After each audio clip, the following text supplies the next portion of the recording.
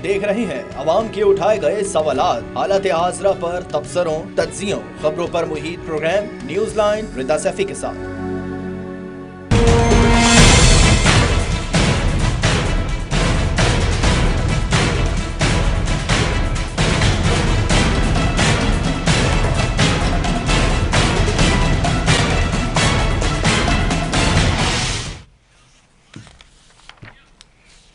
अस्सलाम वालेकुम, मैं हूँ रिदा सैफी। नाज़रीन, मुल्क में आज हर तरफ मुआशी बदहाली ज़बान ज़दे आम है, बल्कि अब तो हुकूमत भी दबे लफ्ज़ों में अपनी नाकामी का एतराफ़ करती नजर आती है और इस वक्त मईशत हुकूमत का सबसे बड़ा चैलेंज बनकर रह गई है। महंगाई का बढ़ता हुआ सिलसिला ख़त्म होने का नाम नहीं ले रहा, हर तरफ गैर यकीनी की सूरत हाल है। इस सब के दौरान जहाँ आवाम को रिलीफ देने में हुकूमत नाकाम हो गई है, वहीं हुकूमती अरकान के दावे माजी की एक भयानक दास्तान बन चुके हैं। बड़े बड़े दावे करने वाले मौजूदा वजीर खजाना इसहाक डार, वजीर आजम शहबाज शरीफ और मरियम नवाज मईशत के हवाले से क्या दावे करते रहे हैं, आइए आपको सुनवाते हैं। अगर अल्लाह ताला ने आपकी दुआओं और आपके वोटों से अल्लाह ताला ने हमें मौका दिया तो शहर कराची को नहीं अपना के छोड़ेंगे।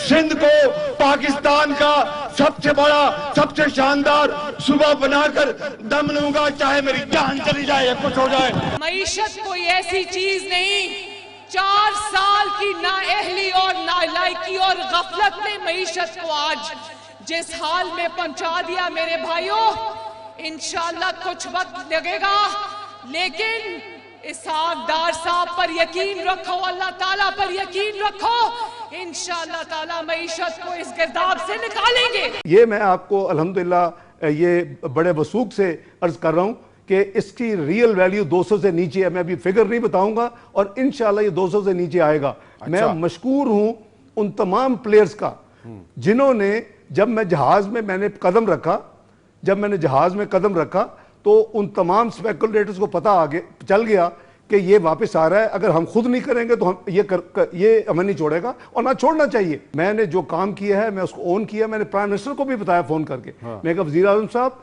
मैं ये करने जा रहा हूं। उन्होंने कहा जी IMF का मुझे बताया था। मैं कहा जी IMF जाने और मैं जानूं, पाकिस्तान को कुछ इंशाल्लाह फर्क नहीं होगा। उसकी वजह यह कि मेरे पास दूसरे सॉल्यूशंस हैं और हम डील करते हैं। ये बुरी बात है कि हम पब्लिक में जाकर मुझे फोन करके पूछते, उनको बता देता इसका हल नंबर 1 ये है, हल नंबर 2 ये है, हल नंबर 3 ये है। मैं 25 साल से डील कर रहा हूं ना, बिल्कुल ठीक। तो मुझे पता है कि इसे हल क्या है। मैं उनको एक हल भी दे सकता हूं, वो नहीं हो दूसरा भी दूंगा, तीसरा भी दूंगा, इंशाल्लाह कोई फजल। देखिए हमें आवाम की तकलीफों को सामने रखना चाहिए। अगर अल्लाह ने हमें ब्लेस किया है कि हम उनकी जो तकलीफ है उसमें नहीं गुजर रहे, इसका यह मतलब नहीं कि हम उनकी तकलीफ को भी भूल जाएं। बिल्कुल ठीक है। नवाज शरीफ सबसे हमारी पार्टी में जो टॉप ऑफ द लाइन पे जो यानी कंसर्न है अवाम के लिए, वो मियां नवाज शरीफ है।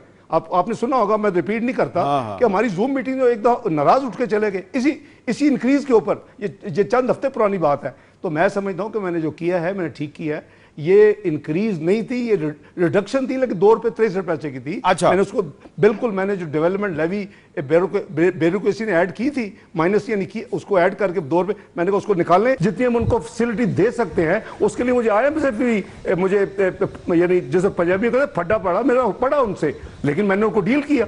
मैंने कहा आप वेट करें, ये सब पॉलिटिकल इकोनॉमी, हम अपने लोगों के ऊपर पहाड़ नहीं फेंक सकते, काफी फेंके जा चुके हैं। डॉक्टर साहब उसके नतीजे में प्राइसेस को स्टेबल रखे। उसके नतीजे में तो आप वेट कर रहे हैं ना, अक्टूबर में आना था IMF के डेलीगेशन को, नहीं आया। IMF की इंस्टॉलमेंट मिलनी थी, नहीं मिली। आई डोंट केयर शाहजेब साहब, आई डोंट केयर अगर नहीं आते तो। मैंने को मिन्नतें नहीं करनी उनकी, मैंने अपने पाकिस्तान के मामला को देखना है। जी, जहां एक तरफ ये वादे और दावे हैं, वहीं दूसरी तरफ हुकूमत आज भी अपनी अना और जिद पर अड़ी दिखाई देती है। उसकी मिसाल ये है कि आज ही की खबर है कि हुकूमत ने IMF से मौजूदा कर्ज प्रोग्राम नामुकम्मल ही खत्म करने का फैसला कर लिया है। दूसरी जानिब खबर यह भी है कि हुकूमत ने बजट के फौरन बाद अगले प्रोग्राम के लिए IMF से मुज़ाकरात का फैसला किया है।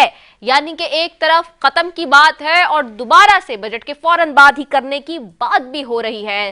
Again there is a point of no return के जी, जहां पे या तो आपने जाना है और अगर जाना है तो फिर बात का लैंग्वेज का तरीक़ेकार, वो जो कल जिस पर हमने पूरी डिबेट की थी और बात की थी, वो कैसा होना है। और अभी भी जो मौजूदा वज़ीर ख़जाना के आपने मुख्तलिफ बात और उनकी बॉडी लैंग्वेज देखी, उससे अंदाज़ा हो रहा है कि जी he has actually claiming that he has 4-5 plans, plan A, plan B, plan C और सो फार। तो अगर वो प्लान्स हैं तो फिर IMF के पास क्या नहीं जाना चाहिए। और लेकिन सबसे बड़ी बात यह है कि उनको अपने ही लोगों से इस वक्त मौजूदा सूरत हाल में तनकीद का सामना है। साबिक जो वज़ीर ख़जाना है मिफ्ता इस्माइल, जो कि उन्हीं की पार्टी के आदमी हैं, वो बार बार उन पर तनकीद करते हुए नज़र आ रहे हैं। आज भी उन्होंने वज़ीर ख़जाना इसहाक़ डार पर तनकीद की है और कहा है कि अगर आपने मुल्क को डिफ़ॉल्ट से बचाना है तो आपको IMF के प्रोग्राम में जाना होगा। 2 से 3 महीने तो शायद चल जाए बजट के बाद, लेकिन उसके बाद मुल्क डिफ़ॉल्ट के दहाने पर खड़ा होगा। ये मिफ्ता इस्माइल कह रहे हैं, जो कि साबिक वज़ीर ख़जाना है मुस्लिम लीग नून के ही। दूसरी जानिब जहां रिलीफ देने के बड़े बड़े दावे थे, वहीं आज ओपन मार्केट में डॉलर के चंद रुपयों में कमी, पेट्रोल में 8 रुपए पे कमी, हुकूमती वुज़रा आसमान के क़लाबे मिलाने लगे। जबकि ज़रा ये बताते हैं कि ओगरा ने जो सिफारिश की थी उसमें डबल का फर्क था, यानी कि कहा गया था कि जितना इस वक्त पेट्रोल कम हुआ है उससे डबल पैसों की सिफारिश की गई थी, शायद डबल से भी ज्यादा। इनफैक्ट आज वफाकी वज़ीर इत्तलात मरियम औरंगज़ेब ने प्रेस कॉन्फ्रेंस की और एक मरतबा फिर नए दावों का इजहार कर दिया। वो क्या कहती हैं, आइए सुनते हैं। मुल्क की जो मईशत है वो मईशत जो ये डिफॉल्ट करके गए थे, जो डिफॉल्ट के दहाने पर मुल्क छोड़ कर गए थे, हम सैलाब के बावजूद, माशी सूरत हाल के बावजूद, इनकी मचाई हुई पॉलिटिकल इंस्टेबिलिटी के बावजूद हमने मुल्क को डिफॉल्ट होने नहीं दिया। और अभी तक हम इनका साइन करदा दस्तखत शुदा सख्त शराइत का प्रोग्राम निगोशिएट कर रहे हैं। वो प्रोग्राम जो सस्पेंडेड प्रोग्राम था, ये डिफॉल्ट कर चुके थे, उस प्रोग्राम के ऊपर मुल्क की क्रेडिबिलिटी को दांव पर लगा चुके थे, हम उसको ठीक कर रहे हैं। अभी इसके अंदर फॉरेन पॉलिसी के साथ जो हुआ है, जो हमने उसके अंदर बेहतरी लाई है, वो एक अलग सब्जेक्ट है। लेकिन इस वक्त मैं सिर्फ उन इंटरवेंशंस पर रहूंगी जो कि जिसका डायरेक्ट जो फवायद हैं वो पाकिस्तान की आवाम को मिल रहे हैं। दूसरी जानिब तहरीक इंसाफ के रहनुमाओं की गिरफ्तारियों का सिलसिला अभी तक जारी है। आज भी बड़ी पेशरफ्त हुई है। इस मामले में एंटी करप्शन ने पाकिस्तान तहरीक इंसाफ पंजाब के सदर परवेज इलाही को गिरफ्तार कर लिया, जो कि साबिक जो है वो वजीर आला पंजाब रह चुके हैं। उन गिरफ्तारियों के हवाले से बात करते हुए 2 रोज कबल तहरीक इंसाफ के रहनुमा उस्मान डार का कहना था कि इन केसेस और गिरफ्तारियों से पाकिस्तानी अवाम को यह पैगाम देना है कि इसमें मुल्क में कोई ईमानदार आदमी की जरूरत नहीं है। मजीद क्या कह रहे थे, आइए सुनते हैं। क्यों इस तरह से करैक्टर असैसिनेशन की जा रही है, किरदार कुशी की जा रही है? इसलिए कि इस मुल्क को ईमानदार शख्स की जरूरत नहीं है। इसी तरह मेरे लीडर इमरान खान की किरदार कुशी की जा रही है। कभी उसका तोशाखाना ले लेते हैं, कभी फॉरेन फंडिंग ले लेते हैं। एक ही मकसद है, एक ही मिशन है पाकिस्तानियों कि किसी तरीके साबित कर दें कि इमरान खान भी हमारी तरह चोर डाकू लुटेरा है। ये साबित करना चाहते हैं तोशाखाना से कि हम तो चोर डाकू लुटेरे हैं ही, कि हमने हराम के पैसे से एवन फील्ड्स बनाया, सरे मल बनाया, रायमंड मल की दीवारें खड़ी की। तो इमरान खान भी पाकिस्तानियों हमारे जैसा ही है। ये इंपोर्टेड लुटेरे इस मुल्क में आज साबित करना चाहते हैं। लेकिन खुदारा ये ना करें, ये ड्रामे ना इस मुल्क में करें कि लोगों को उठा लें, उनसे जैली बयानात दिलाएं। दूसरी जानिब जहांगीर तरीन और आसिफ अली जरदारी हुकूमत बनाने के लिए इत्तेहाद की खबरें इस वक्त गर्दिश कर रही हैं। पंजाब में बैठकें तेज हो गई हैं। पंजाब में एक अलग ग्रुप भी नजर आ रहा है। एक ग्रुप फवाद चौधरी की सूरत में नजर आ रहा है पाकिस्तान तहरीक इंसाफ का, जिसके बारे में आज फवाद चौधरी वाले ग्रुप के बारे में असद उमर कहते हैं पाकिस्तान तहरीक इंसाफ के फॉर्मर जनरल सेक्रेटरी के जी जो फवाद चौधरी कर रहे हैं इसमें मैं एक्टिव नहीं हूं। फवाद चौधरी एक्टिव हैं तो वही बताएंगे कि वो क्या कर रहे हैं। साथ ही जहांगीर तरीन ने अपनी सियासी जमात की रजिस्ट्रेशन के लिए हिदायत भी जारी कर दी है। जहांगीर तरीन ने अपनी नाअहली से मुतालिक मुमकिना पिटीशन पर भी लीगल टीम से मुशावरत कर ली है। और ये वही बात है कि जो हुकूमत ने सदर मुमलिकत आरिफ अलवी से जो इस वक्त एक्ट साइन करवाया, उसके बाद यही सवाल था सबसे बड़ा कि क्या जहांगीर तरीन और साबिक वजीर आजम या मोहम्मद नवाज शरीफ की वापसी इस सियासत की गेम में हो सकेगी। और इसी पर अब अपनी अपनी टीमों के साथ लीगल मुशावरात भी जारी है कि क्या अब वो वापस सियासत का हिस्सा होंगे और आने वाले दिनों में इलेक्शंस में क्या किरदार होगा। इसी सब पर बात करेंगे जी। सबसे पहले मेरे साथ मौजूद हैं सेनेटर राना मकबूल है मुस्लिम लीग नून से, सेनेटर बहरामन तंगी है पाकिस्तान पीपल्स पार्टी से। आप दोनों मौजूद मेहमानों का बेहद शुक्रिया। सेनेटर राना मकबूल साहब, सबसे पहले आपकी तरफ आऊंगी। Very important question and a very important news of the day कि जी आज हमने ये बात सुनी है कि हुकूमत ने IMF से जो मौजूदा कर्ज प्रोग्राम है वो नामुकम्मल ही खत्म करने का फैसला कर लिया है। क्या ये बात दुरुस्त है? राना मकबूल साहब, आपको मेरी आवाज आ रही है? जी जी आ रही है जी, आप जो रिपीट करेंगे, पहले क्लियर आवाज नहीं आई। ओके राना मकबूल साहब, वेरी इंपॉर्टेंट क्वेश्चन आज के दिन के हवाले से सबसे बड़ी खबर है आज के दिन की कि हुकूमत ने IMF से मौजूदा कर्ज प्रोग्राम नामुकम्मल ही खत्म करने का फैसला कर लिया है। क्या ये बात दुरुस्त है? ये किस सोर्स से आपको खबर मिली है? कौन इसकी जिम्मेवारी ले रहा है? किसने ये जारी किया है? कि गवर्नमेंट का कम्युनिके है या मिनिस्ट्री ऑफ फाइनेंस का कम्युनिके है या मिनिस्टर ऑफ फाइनेंस की कुछ स्टेटमेंट? मैं आपसे यही इसीलिए पूछ रही हूँ, कंफर्म कर रही हूँ जी। नहीं, हमारे पास कोई सब्सटेंटिव इंफॉर्मेशन नहीं इसी के ऊपर। जब तक गवर्नमेंट की तरफ से कोई बयान नहीं आता इसके बारे में कुछ नहीं कहा जा सकता। अच्छा, ताहाल अभी इस बात का डिसीजन नहीं हुआ है?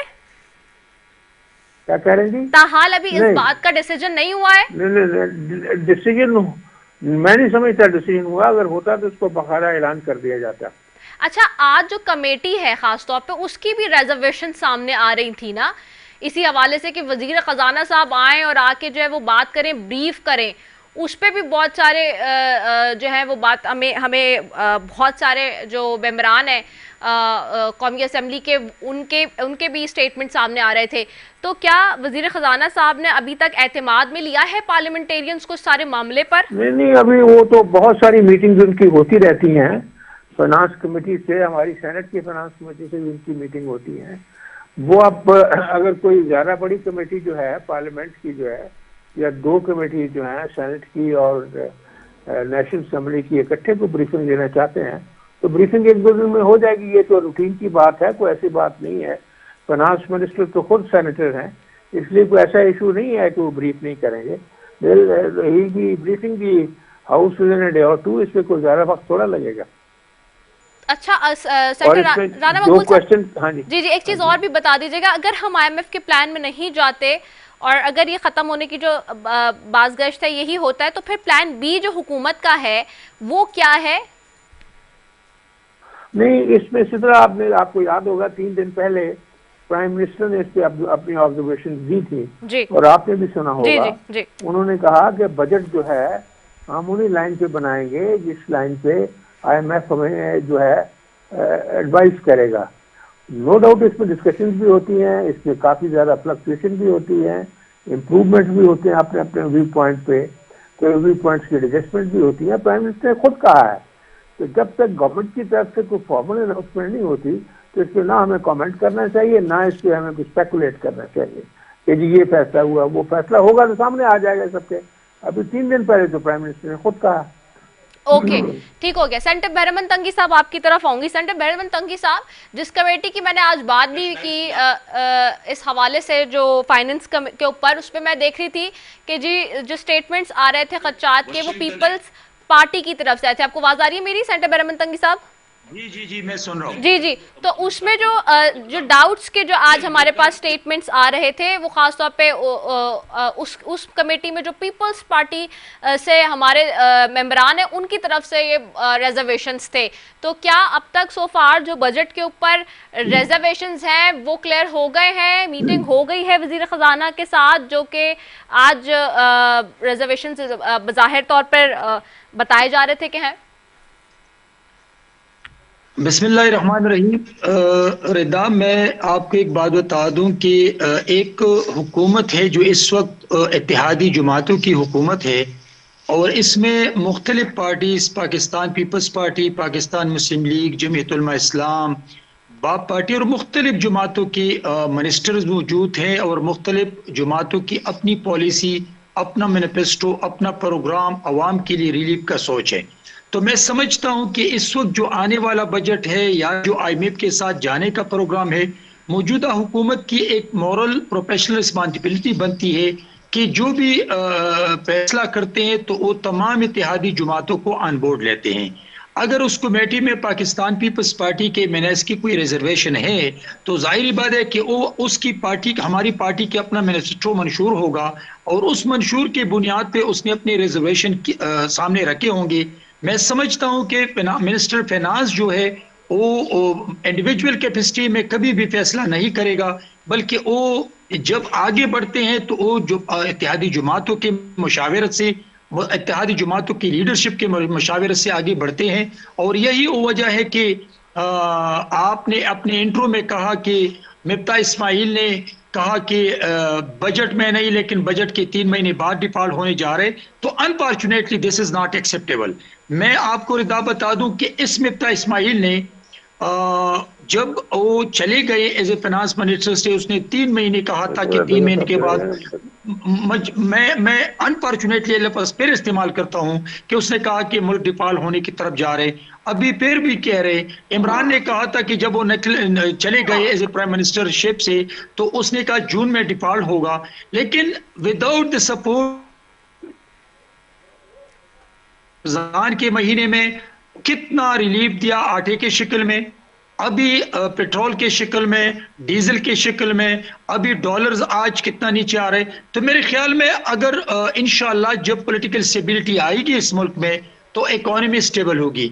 लेकिन एक बात जो आपने पूछा सवाल कि कमेटी में जो रिजर्वेशन है उसकी क्या कंडीशन है, तो मैं उस कमेटी का मेंबर नहीं हूं, लेकिन मैं जरूर ये कहना चाहता हूं कि इस वक्त तमाम इत्तेहादी जमातों की जो मशावरत है, वो जो उनकी जो तजावीज़ है, ये फाइनेंस मिनिस्टर कंसिडर करेंगे और आने वाले बजट में भी रिलीफ देने के लिए सोच रहे हैं। और इस वक्त जो इकोनॉमी है तमाम जमातें मिलकर काम कर रही है। अच्छा, तो मतलब आप चूंकि आपने खुद बताया, ये अच्छा वो कि क्लियर कर दे, क्योंकि मैं उसमें देखी थी नफीसा शाह साहिबा के और रमेश कुमार साहब के बहुत क्लियर वो आ रहे थे, खासतौर पे नफीसा शाह साहिबा के स्टेटमेंट्स आ रहे थे। तो यही सवाल है कि वो उनके रिजर्वेशन थे कि जी वजीर खजाना मिल नहीं रहा है, वो बता नहीं रहा है, बजट आ रहा है और we are unaware of so many things, जिसके ऊपर वो दे हैव कंसर्न्स। तो ये जो इशू है इसमें क्या फिर हो गई बात जी?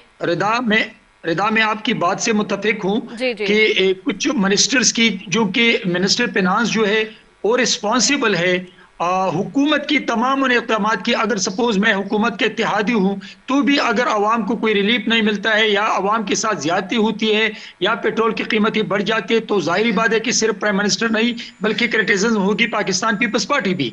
तो हमारे MNAs के और हमारे पार्लियामेंटेरियन की भी एक जिम्मेदारी बनती है अपने चेयरमैन की, डायरेक्टर की तरफ से कि आप अपने इनपुट डालें।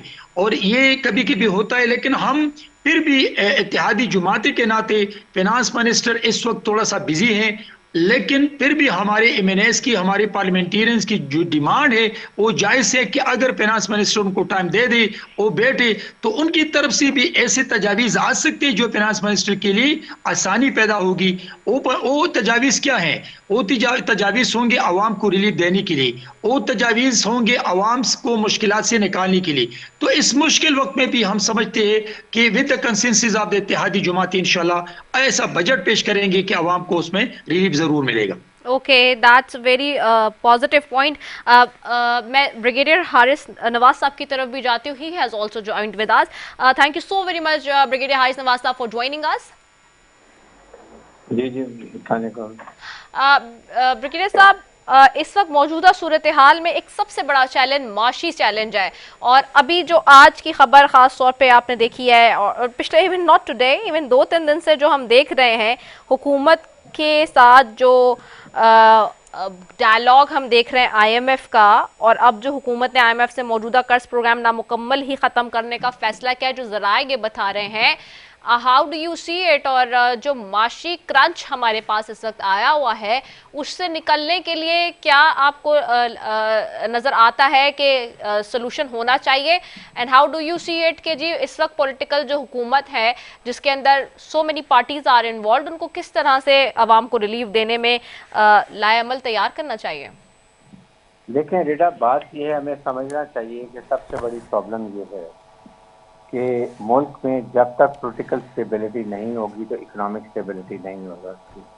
और इस हुकूमत ने पिछले साल 1.25 साल में कोई कोशिश नहीं की है कि आप ऑपोजिशन की एक ही पार्टी से डायलॉग करें, बैठ के मसाइल हल करें, और उसके बाद जो ये इनके लीडर हैं पीटीआई के, उनकी भी बहुत इंतहा से ज़्यादा गलतियाँ कि नेशनल असम्बली से उन्होंने इस्तीफे दे दिए, फिर पंजाब और केपी में आपकी अपनी गवर्नमेंट थी उसको डिसॉल्व कर दिया, जिससे पॉलिटिकल क्राइसिस दिन ब दिन बढ़ते गए।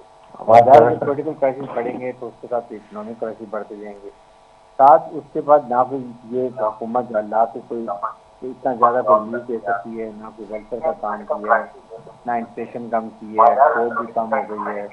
सारी चीज़ों को अगर देखें तो उससे आपके फिर वो जो में वर्ड देंगे वो ये कहते हैं कि आप पहले मुल्क में शासी काम लेकर आएँ और फिर हम आपसे इसके लिए बात करेंगे, बिकॉज दे फील कि हो सकता है कि बजट के बाद इलेक्शन में और कोई और नई गवर्नमेंट आ जाए तो उसके बाद इनको ये प्रॉब्लम फराम को होगा। और फिर इसके साथ डॉलर में इतनी फ्लक्चुएशन है कि इंटरबैंक डॉलर जो है वो 285 के मार्केट में 315 बाजार के अब आगे 290 पर आ गया, तो इससे बहुत ज़्यादा फर्क होता है। ये भी उन्होंने कहा कि आप इसको गैप को फर्क करें, प्लस इन हाउस जो आपकी स्किल से जो है वो ठीक करें। आपका एक साल में एफडीआर में 2000 से 3000 अरब रुपया का टैक्स और सेल्स ऑफ इनकम टैक्स चोरी हो। लाइक है आपकी स्टेट कॉर्पोरेशन जो है ये स्टील मिल, इसके बाद आपके रेलवे, इसके बाद और जितनी ऑर्गेनाइजेशन है वहाँ 700-800 अरब रुपया साल का उससे ज़ाया होता है। ये इन हाउस हम अपनी ट्रीटमेंट करते हैं, हम सिर्फ टैक्स बढ़ाने पर लग जाते हैं। ये आपको गवर्नेंस अच्छी हो तो फिर हम कर सकते हैं, जिसकी वजह से IMF बढ़ जाएंगे। तो ज़ाहिर है कि पोलिटिकल रीजन भी है। अगर अमेरिका चाहे तो कोई वजह नहीं कि IMF वर्ल्ड बैंक हमारे प्रोग्राम जो हमने फॉरेन सर्च मानी है वो हमें ना देते। वो चाहते हैं पाकिस्तान की पोलिटिकल स्विंग भी खींचने के लिए, वो चाहते हैं कि पाकिस्तान जो एक नया ब्लॉक बन रहा है जिसमें चाइना, रशिया, ईरान, सऊदी अरब, पाकिस्तान, ये जो लोग बंद लोकल करेंसी में डील करने लगे हैं, इनके ऊपर बड़े तहफ़्फ़ुज़ आते हैं। नंबर 2 वो कहते हैं कि पाकिस्तान में सीपैक पद बनाए, सीपैक बनेगा तो पाकिस्तान इकॉनमी तरक्की करेगा, जो उनको पसंद नहीं है। तीसरा ये कहते हैं कि इंडिया को आप एक्सेप्ट करें, मेजबानी के वो बड़ा मुल्क है और कश्मीर का स्टेटस जैसे है इसको एक्सेप्ट कर लें। पाकिस्तान इस राय को माने जिसके वजह से आपको वो पुश कर रहे हैं, आपको स्विंग कर रहे हैं, आपके प्राइम मिनिस्टर कहते हैं हमने नाक समेत चढ़ा दिए लेकिन हमारा कोई वो मान नहीं रहे। ये बड़े हालात है। आप इसके बाद मुझे बताइए कि अगर ये बजट इस प्रोग्राम के बगैर करते हैं और जून में अगर वो एक्सेप्ट ही कर लेते हैं तो फिर 3 महीने के बाद अगला जो होगा वो दायरे नहीं करेंगे, वो करेंगे नई गवर्नमेंट जो तो अक्टूबर में बनेगी उससे वो बात करेंगे, नई समय पर नहीं करेंगे। तो ये ओवरऑल सिनारियो में देखें तो इकोनॉमिक सिचुएशन बहुत ही खराब है। अभी भी हुकूमत को चाहिए कि आप एक डायलॉग शुरू करें, इसी तरीके से बैठें, अवाम को इबान से निकालें, अवाम को अनसर्टेनिटी से निकालें, अवाम को बताएं कि हम सियासतदान जो हैं वो हम अपने फैसले बैसाखी में बगैर हल कर सकते हैं, गवर्नेंस अच्छी करें, जिसकी वजह से ये सारे क्राइसिस हो। सर एक और चीज़ भी इसमें बिल्कुल आपने ठीक कहा कि देयर द पॉलिटिकल अनसर्टेनिटी जिसकी वजह से इकोनॉमिक सर्टेनिटी पे बहुत ज़्यादा उसके असरात आ रहे हैं जो हम देख रहे हैं। इसमें एक और बात भी है कि हम ये देख रहे हैं अनफॉर्चुनेटली कि अगर IMF के पास नहीं जाते तो आज वज़ीर ख़जाना के ऊपर अपने ही पार्टी के साबिका वज़ीर ख़जाना बहुत बड़े बड़े एलिगेशंस लगा रहे हैं। वो सिर्फ रिजर्वेशंस नहीं बता रहे, एलिगेशंस लगा रहे हैं बाकायदा। मिफ्ता इस्माइल साहब कंटिन्यूसली क्रिटिसाइज कर रहे हैं और बहुत मतलब बड़े अल्फाज में कर रहे हैं। वो कोई PTI से ताल्लुक नहीं है उनका PMLN से ताल्लुक है, बड़े करीबी हैं, मरियम नवाज साहिबा के भी रहे। उसके बावजूद व्हाट वी आर सीइंग कि ये यहाँ तो हालात ही कुछ अजीब से नज़र आ रहे हैं इस वक्त, जो कि पहले कभी नज़र नहीं आए माजी में। तो ये इसकी सूरत हाल, और जो IMF के वाले से उन्होंने कहा कि जी अभी नहीं आप जाएंगे तो आप 3 महीने बाद, वही जो आपने भी बात की कि आपको दोबारा जाना पड़ेगा वरना otherwise you are at the brink of default. तो ये जो बात हो रही है और एक वजीर खजाना आपके मुल्क का कहे तो चले, शौकत तरीन साहब पे तो ये कहा जाता था कि जी वो PTI के थे तो ठीक है ओके, लेकिन मिफ्ता इस्माइल साहब जो बातें कर रहे हैं कि हम उसको भी जो है वो फॉरगेट कर सकते हैं या इग्नोर कर सकते हैं। देखिए मुफ्ता इस्माइल बड़ी सही बात करते हैं, ये वेरी बैलेंस पर्सन। उन्होंने पहले एफर्ट करके प्रोग्राम में लेकर देखा दोबारा, और इस वक्त सिचुएशन ये है कि प्रॉब्लम ये है कि PMLN को सवाए इसहाक डार के दुनिया में और कोई अच्छा सक्सेसफुल प्राइम मिनिस्टर नहीं करता, क्योंकि वो समझी हैं नवाज साहब के, उनको जितनी भी करप्शन के अंदर वो उनके हिस्सेदार हैं, उसके बाद वो अननेसेसरी बुलिंग करते हैं। उन्हें IMF वर्ल्ड में क्या कि जी मुझे परवाह नहीं है, जो करना कर ले, मैं कोई और प्रोग्राम में चला जाऊँगा। मैं जहाज में बैठा हूँ, देखिए जहाज में बैठे $10 कम हो गया। इस तरह की बचकाना हरकतें करते हैं और फिर लोग कैंपर करते हैं because you not delivered anything, जिसकी वजह से ये और ज़्यादा प्रॉब्लम हो रही है। IMF वर्ल्ड बैंक आपको क्रिटिकली देख रहा है कि आपने मुल्क में सियासी हालात क्या हैं, क्या इसके साथ हालात बेहतर हो सकते हैं। दे नो के 2-3 महीने के बाद गवर्नमेंट चेंज होनी, दे वांट कि जो भी अवाम मैंडेट के साथ गवर्नमेंट आए उसको वो लेके जाना चाहते हैं। और फिर उसके बाद कोई एक चीज भी इन्होंने अप्रैल 2022 से लेके आज तक नहीं की है। ना डॉलर कम किया, ना गैस बिजली कम की, ना पेट्रोल डीजल कम किया, ना इन्फ्लेशन कम की है, ना महंगाई कम की है। कोई काम इन्होंने नहीं किया सिवाय अपने केसेस खत्म कर लिए, मैप खत्म कर लिया, ये कर लिया, इलेक्ट्रॉनिक वोटिंग मशीन खत्म कर ली, वोटिंग कार्ड राइट खत्म कर दी, ये इन्होंने किए। इसलिए ये किस मुंह से वोट जाएंगे इलेक्शन के अंदर, इसलिए ही सारे क्राइसिस हैं। इनको अब समझ नहीं आ रहा। अगर बजट में आम आवाम को रिलीफ नहीं देते हैं तो लोग खुश नहीं होंगे, रिलीफ देते हैं आज में वर्जन करेंगे। आपको कह रहे हैं मैं पहले ड्राफ्ट भेजो, हम इस ड्राफ्ट को अप्रूव करेंगे, उसके बाद हम बताएंगे कि आपका बजट ठीक है कि नहीं है। तो दैट मीन कि अपनी इकॉनमी तो आपको वर्ल्ड बैंक और IMF चला रहा है। बहुत अफसोस की ये सिचुएशन है और इसका किसी को इतराज नहीं है, किसी को परवाह नहीं है। हर वक्त आप TV पे देखते हैं, आपने कैबिनेट मीटिंग देखी है, आपने पार्लियामेंट को देखा है, क्या किसी ने एक दफा भी इन चीजों के ऊपर बात की, इकॉनमी पे बात की है, महंगाई पे बात की है? सर हालत तो ये अनफॉर्चुनेटली पैमरा पाबंदी करता है और फिर आपकी वजीर इत्तलात आज फिर भी उसी शख्स पे और उसी मौजूद पे बात करती हैं। मतलब अब हम भी जाएं तो कहा जाए, टीवी चैनल्स वाले भी कहा जाए तो कहा जाए, ये तो रियलिटी है। यू आर एब्सोल्युटली राइट, जो काम की बात है उस पर कोई बात नहीं करा। मूविंग टुवर्ड सेंटर, राना मकबूल साहब आपकी तरफ आऊंगी। सर विद ड्यू रिस्पेक्ट ये भी बताइएगा कि जहां एक तरफ इकोनॉमिक क्रंच है, जहां इकोनॉमिक के हवाले से हमारे पास रिजर्वेशन है इतने सारे, वहीं पे दूसरी तरफ हम ये देख रहे हैं कि पंजाब में जो कि मुस्लिम लीग नून का आप कहते थे गढ़ समझा जाता था। अच्छा जी, होल्ड ऑन। राना मकबूल साहब आपको मेरी आवाज आ रही है? नहीं, आवाज नहीं आ रही। अच्छा अब जी, मुझे आपकी आवाज आ रही है, बिल्कुल मुझे आपकी आवाज आ रही है। जी राना मकबूल साहब, सवाल ये मेरा कि जो पंजाब की सूरत हाल है, सब पॉलिटिकल सूरत हाल, उस पर भी थोड़ी सी बात कर लेते हैं क्योंकि अब इलेक्शंस तो होंगे ना, जब भी होंगे। इस सारी सूरत हाल में व्हाटसोएवर हैज हैपेंड वो तो हो गया। अब आइंदा आने वाले दिनों में इलेक्शंस होने हैं, इलेक्शंस के लिए क्या मुस्लिम लीग नून उस तरह से तैयार है? पंजाब की मैं खासतौर पे बात कर रही हूँ। और अब आपका जो कॉम्पिटिटर होगा वो एक तरफ जहांगीर तरीन वाला ग्रुप खड़ा है, चूंकि वो पार्टी रजिस्टर की बात कर रहे हैं, एक तरफ ज़दाई साहब बैठ गए हैं पीपल्स पार्टी के हवाले से। साउथ पंजाब में आपको टफ टाइम मिलने जा रहा है। और मैंने खुद मैं नाम नहीं कोट करूंगी बट ऑफ द रिकॉर्ड 2 दिन पहले, चूंकि मैं खुद लाहौर में थी, and I have seen the body language और ऑफ योर मतलब जो आपकी मेन लीडरशिप जो, उनमें से 1-2 लोगों को सुना है कि they not going to contest this time in the election, जो बड़ी पोस्ट पे रहे हैं। तो मतलब लोग बहुत ज्यादा, आपके अपने भी बहुत ज्यादा मोरल उनका डाउन है, चीजें हैं, तो ये उसके लिए क्या हो रहा है और क्या आप लोगों ने सोचा हुआ है?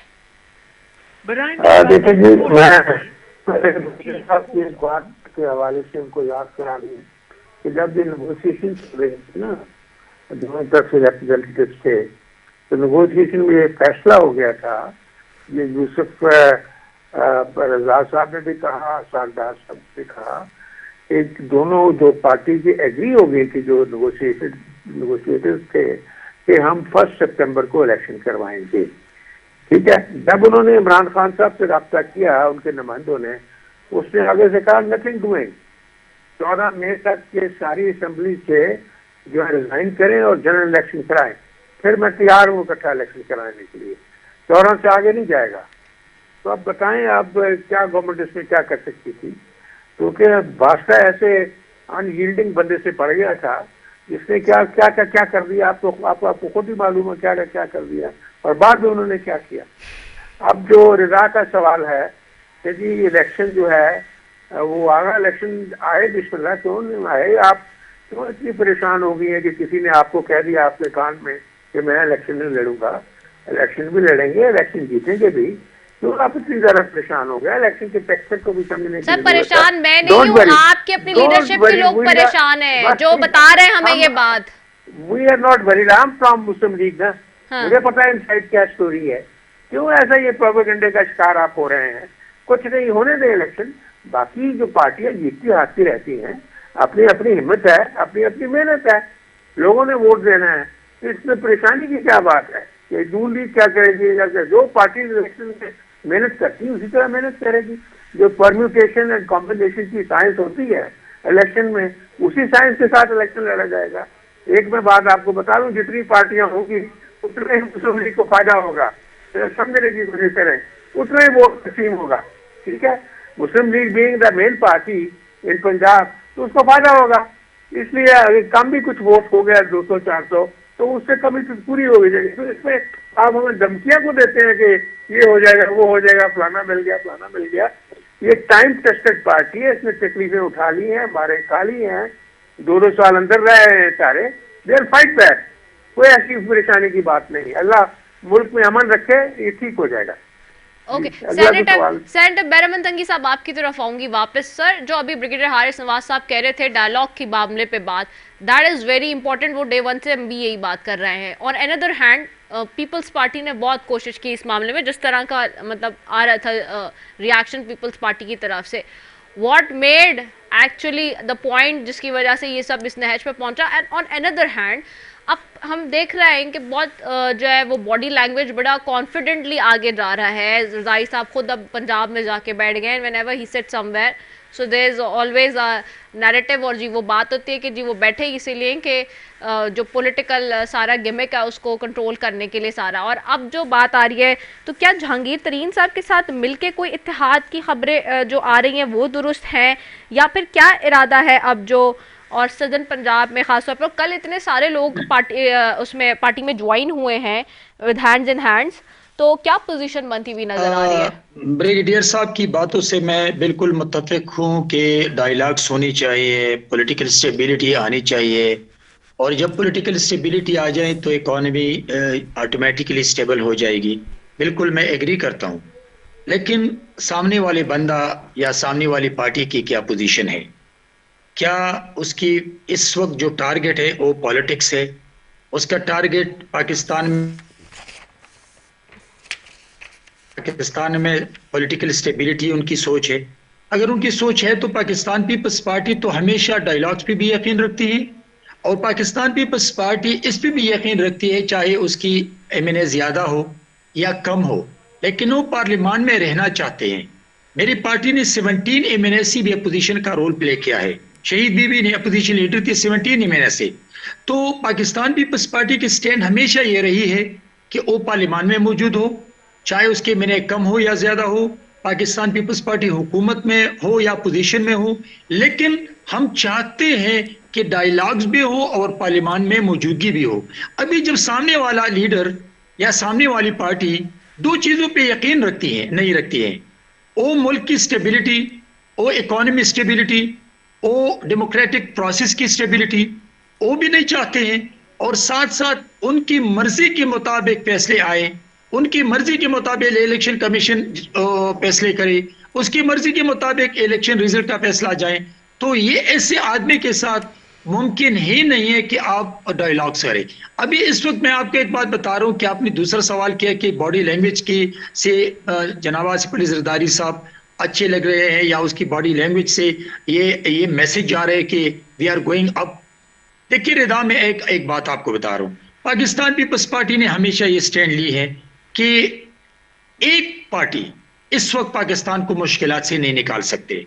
2008 में भी कंसेंसस का नारा लगाया था, 2018 में भी कंसेंसस का नाम मेरे लीडर ने लगाया था, इमरान को कहा कि आगे बढ़े,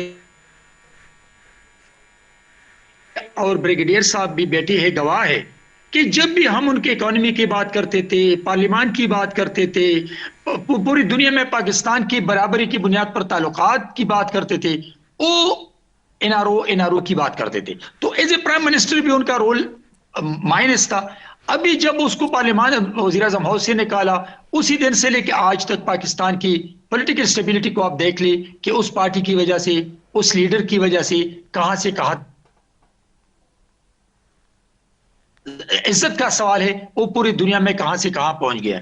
मेरी सिक्योरिटी दारू की जो इज्जत है उसने हक में लाने की कोशिश की है, लेकिन पाकिस्तान की 22 करोड़ अवाम ने यौम शुहदा के दिन पर पाक फौज को, अपाजी पाकिस्तान के शुहदा को एक मैसेज दिया है कि किसी पर्देवाहिज के फैसलों से या एक पार्टी के वर्करों की गिराव जलाव से शुहदा के खून को हम जाया नहीं होने देंगे। अवाम आपके साथ है और आपके खून की कदर की निगाह से देखते हैं। तो मैं समझता हूं कि जो पॉलिटिकल स्टेबिलिटी बेशक सही है, लेकिन इंशाल्लाह पाकिस्तान की तमाम जमातें बाहर, excluding the one party and एक लीडर, बाकी तमाम जमातें इस बात पे मुत्तफिक हैं कि तमाम इदारों की इज्जत हो, अपने डोमेन में काम करें, अपने मैंडेट में काम करें, और पॉलिटिशियन अपने अपने पार्टी के मैनिफेस्टो आगे लेकर जमहूरियत के लिए, जमहूरी निजाम के लिए काम करे। इंशाल्लाह आने वाला इलेक्शन होगा। बिल्कुल ये जो शोषे छोड़ रहे हैं इमरान या उसके लोग कि इलेक्शन नहीं होंगे, इलेक्शन नहीं करवाना चाहते, इंशाल्लाह इलेक्शन होगा। और इलेक्शन अपने अपने पार्टी, हर एक पार्टी अपने अपने मंशूर पे लड़ेगा, अवाम के सामने अपना मंशूर, अपना मैनिफेस्टो, अपना प्रोग्राम रखेगा, और पाकिस्तान के अवाम फैसला करेंगे कि कौन सा मंशूर, कैसा मैनिफेस्टो, कैसा प्रोग्राम अवाम के लिए बेहतर है, पाकिस्तान के अवाम इदारों के लिए बेहतर है, पाकिस्तान के सालिमियत और बका के लिए कौन सा बेहतर है, तो अवाम उसको वोट देंगे। और जिसकी भी हुकूमत बनी, उस हुकूमत में पीपल्स पार्टी का कितना हिस्सा होगा, उस हुकूमत में क्या बिलावल भुट्टो जरदारी साहब प्राइम मिनिस्टर बनेगा, कोई और बनेगा, लेकिन जनाब आसिफ अली जरदारी साहब ने हमेशा जमहूरियत पे जोर दिया है कि अगर हम इस ट्रांजैक्शन को कंटिन्यू रखें तो मजबूत जमहूरियत से पाकिस्तान मजबूत होगा। ठीक हो गया है। मैं वापस जाऊंगी ब्रिगेडियर हारिस नवाज साहब की तरफ। सर, आपको आवाज आ रही है मेरी? जी बिल्कुल आ रही है। अच्छा सर, ये आपने दोनों पार्टीज का मौक़िफ़ भी सुना और सारी चीज़ें। सर, क्या हम इस वक्त जो मौजूदा सूरत हाल में बात कर रहे हैं, ख़ास तौर पे पॉलिटिकल डायलॉग की, और जो हम बात कर रहे हैं सारी सियासी जमातों की एक पेज पे होने की, क्या वो हमें आइंदा आने वाले दिनों में नज़र आएगी? क्योंकि अब हम ये देखते हैं कि ऑफ कोर्स ऑपोजिशन तो किसी ने इस मुल्क में करनी है। कल भी फवाद चौधरी साहब एक प्रेस कर रहे थे, और अब उन्होंने जब से पार्टी छोड़ी है उसके बाद उनकी पहली प्रेस कॉन्फ्रेंस थी। तो क्या मुल्क में सिर्फ हुकूमत ही चल सकती है, या ऑपोजिशन जमहूरी दौर में होना लाजिम है? हारिस नवाज साहब, आपको आवाज आ रही है?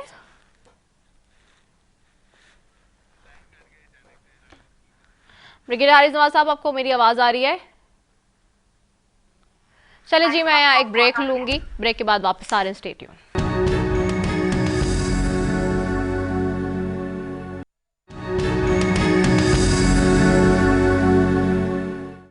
वेलकम बैक नाजरीन, और मैं ब्रिगेडियर हारिस नवाज साहब की तरफ वापस जाऊंगी। सर, आपको मेरी आवाज आ रही है? आपकी आवाज कट रही है। जी जी, अब मेरी आवाज आपको क्लियर आ रही है? जी हाँ, ठीक। अच्छा, मेरा सवाल यही था कि मुल्क में क्या ऑपोजिशन के बगैर कोई भी हुकूमत चल सकती है? कल भी पार्टी छोड़ने के बाद फवाद चौधरी साहब ने सियासत में एंट्री मारी है दोबारा से, और पहली प्रेसर की, और उसमें उन्होंने यही कहा कि ऑपोजिशन के बगैर चेक इन बैलेंस नहीं होता। जो इस वक्त मौजूदा सूरत हाल है, पॉलिटिकल डायलॉग जो है उसकी जो बात हो रही है, सो क्या सिर्फ और सिर्फ हुकूमत ही सिर्फ किसी मुल्क में चल सकती है, खास तौर पर जहाँ डेमोक्रेसी हो? लेकिन डेमोक्रेसी का एसेंस यही है कि एक स्ट्रांग हुकूमत होती है और उसके बाद स्ट्रांग अपोजिशन होती है जो उसकी कारकर्दगी को क्रिटिक करती है, क्रिटिसाइज करती है, सजेशन देती है ताकि चेक एंड बैलेंस चाहता रहे। और इसलिए पब्लिक अकाउंट कमेटी का जो चेयरमैन होता है वो भी हमेशा अपोजिशन पार्टी से होता है। देखना ये है कि आपने कितने डेमोक्रेट काम कर रहे हैं। अगर आप डेमोक्रेटिक पार्टी हैं तो आपको डेमोक्रेटिक नॉर्म्स देखने चाहिए। आप और ख़ास तौर पर इस वक्त जब मुल्क में तकरीबन एक ही मेन पार्टी बन गई है, 13 जमातें हैं और एक पार्टी की उसका ज़रा फ़र्क हो गया है, तो ये देखना है, उम्मीद ये रखनी चाहिए कि आप इस वक्त हालात को नॉर्मलाइज होंगे। तमाम पॉलिटिकल पार्टीज़ को इक्वल तरीके से चांस मिलेगा कि वो अपनी पार्टी की जलसे करें, इलेक्शन करें, ओपन तरीके से जो भी मैनिफेस्टो लेकर आएँ, और फिर जिसको भी अवाम मैंडेट दें वो हुकूमत बनाए, और दूसरी पार्टी जब अपोजिशन में बैठे और फिर कारोबार हुकूमत आवाम की भलाई के लिए काम शुरू हो जाए। ये बहुत ज़रूरी है। हमारे मुल्क में ये कि जब हुकूमत आती है तो अपोजिशन को दबाने की कोशिश करती है। ये बड़ा, हालांकि वी डू एग्री कि PTI ने बहुत ही गलत नेगेटिव सियासत की है, बहुत मुल्क को सियासत को नुकसान पहुँचाया है।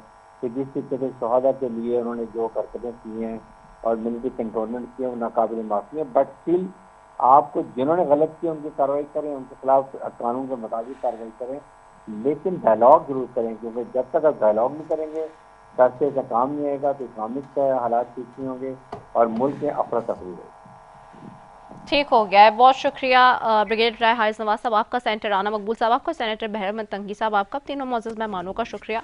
नाजरीन, और जैसे कि आपने सुना कि मुल्क के अंदर जो अपोजिशन होती है उसका भी बड़ा अहम किरदार होता है हुकूमत के ऊपर। किसी भी डेमोक्रेटिक सोसाइटी के अंदर, डेमोक्रेटिक प्रोसीजर के अंदर जो चेक एंड बैलेंस होता है वो होता है अपोजिशन की वजह से। मौजूदा सूरत हाल में अपोजिशन का किरदार कौन अदा करेगा आइंदा आने वाले दिनों में पाकिस्तान के अंदर, ये बहुत बड़ा सवाल है। इसी के साथ जी अपनी मेज़बान रज़ा सैफ़ी को दीजिए इजाज़त। पाकिस्तान जिंदाबाद।